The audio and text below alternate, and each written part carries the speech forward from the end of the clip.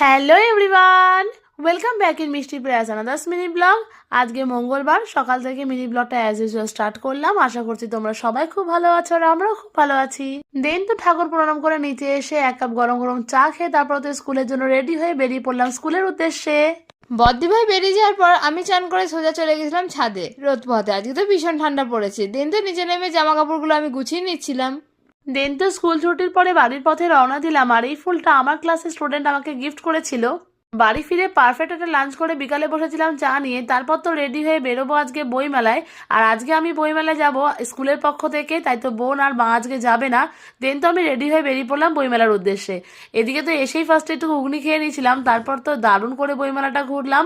আমরা যখন সবাই পৌঁছেছিলাম তখন তো মাঠটা বেশ ফাঁকা ছিল, তারপর তো আস্তে আস্তে ভিড় হতে শুরু করলো আর এখানে দারুণ প্রোগ্রাম হচ্ছিল।